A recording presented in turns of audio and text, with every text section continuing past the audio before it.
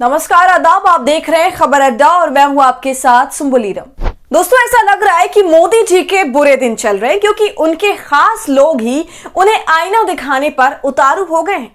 जी हां, आप तो जानते ही हैं कि मोदी जी का और उनकी पूरी पार्टी का सबसे ज्यादा चहीता कौन है, वो भी ओपनली। तो वो है गोदी मीडिया और इसमें सबसे ज्यादा खासम खास हैं सुधीर चौधरी, जिन्होंने मोदी जी को दबे लफ्जों में ही सही लेकिन आईना दिखा दिया है। तो दोस्तों, पूरा मामला क्या है और कैसे सुधीर चौधरी ने मोदी सरकार की पोल खोल दी है, सब आपको बताएंगे इस वीडियो में, तो आप हमारे साथ अंत तक बने रहिएगा। दोस्तों, जब आपके अपने खासम खास लोग या फिर ये कह लीजिए कि आपकी अपनी प्रोपेगेंडा मशीन जो है वो दबे जुबान ही सही ये कहने लगे कि हालात ठीक नहीं है, तो ये समझ लेना चाहिए कि हालात बिल्कुल ठीक नहीं है। और दोस्तों, आज बात तिहाड़ी पत्रकार सुधीर चौधरी की है, जो उन एंकर्स में से हैं जिनको इस सरकार के आने का सबसे ज्यादा फायदा मिला है।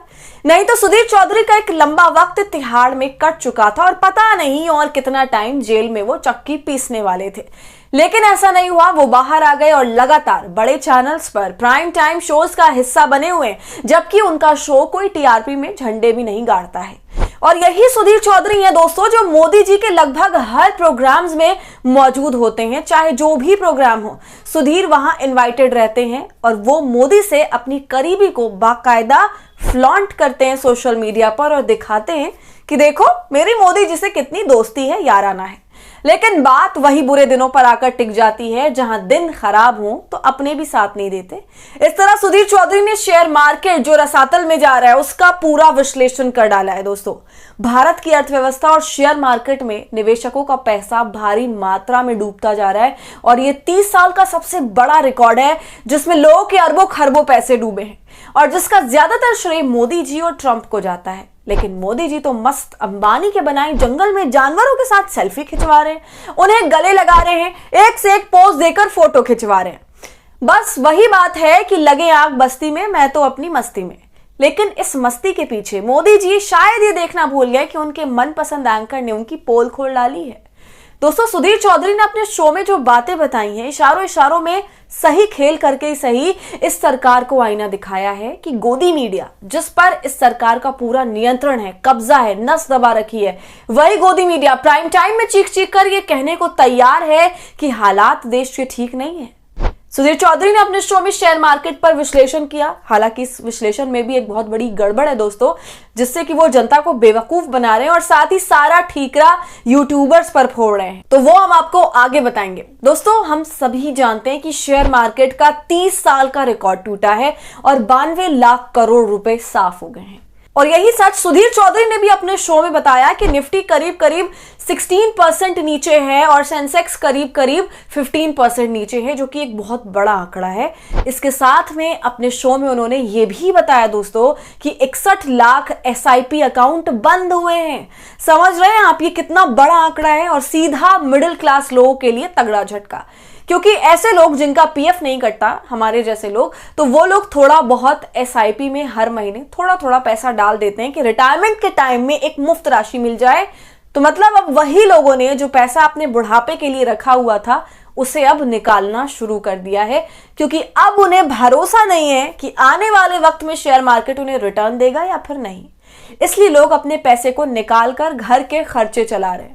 ये तमाम बातें भी सुधीर चौधरी ने अपनी रिपोर्ट में बताई हैं। इसके अलावा सुधीर चौधरी ने जो बड़ी बात बताई दोस्तों, वो ये कि शेयर मार्केट में 40% जो पैसा है वो युवाओं का है, जो 30 साल से कम उम्र के हैं।